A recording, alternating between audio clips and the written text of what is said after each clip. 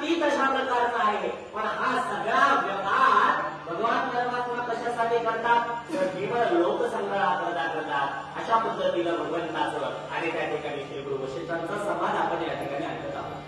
देवनी सद्गुरुसी सन्माना श्रीरामना पुस्तका ब्रह्मज्ञाना तय ज्ञान मार्ग विचित्र स्वय आपला केला से होय. अशा प्रकारे भगवान प्रभू रामचंद्र आणि भगवान त्या ठिकाणी श्री गुरु वशिष्ठांच्या चरणामध्ये नतमस्तक केलेलं आहे आणि ब्रह्मज्ञानाच्या अपेक्षेनं भगवान परमात्मा त्या ठिकाणी श्री गुरुंना शरण जातात. त्याचा दुसराही उद्देश असा आहे की काय श्री गुरूंची महती वाढवणे, ज्ञानाबद्दल श्री गुरु शिष्यांची परंपरा याच्यामध्ये विशेषता आली पाहिजे. या सगळ्या गोष्टीसाठी विशेष म्हणजे लोक व्यवहारात लोकांसाठी लोकसंग्रहार्थ अशा प्रकारचं कर्तव्य भगवान परमात्मा या ठिकाणी करतात.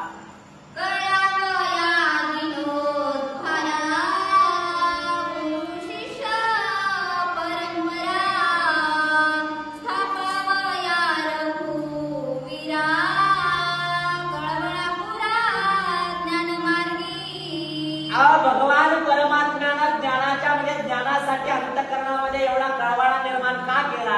कारण ज्ञानाशिवाय मानवी जीवनाचं कल्याणच होत नाही. ऐका नाही, जेवढे काही बंधन असतील, सुख दुःख असते, या बंधनातून मुक्त जर व्हायचं असेल तर ज्ञानेन विना मोक्षात नाही ज्ञानेन सदृशम. काहीतरी ऐका, ज्ञानाशिवाय भगवंताची प्राप्ती नाही किंवा ज्ञानाशिवाय मोक्षाची प्राप्ती होत नाही, ज्ञानाशिवाय बंधनातून जीव मुक्त होत नाही. म्हणून तो कळवळा भगवान परमात्म्यानं लोकसंग्रहार्थ धारण केला आणि ज्ञानाची आसक्ती अंतःकरणामध्ये धारण करून भगवान परमात्मा श्री गुरु वशिष्ठाकडे ज्ञानाची याचना करतात. ज्ञानोपदेश करण्याची काय करतात? याचना करत आहे.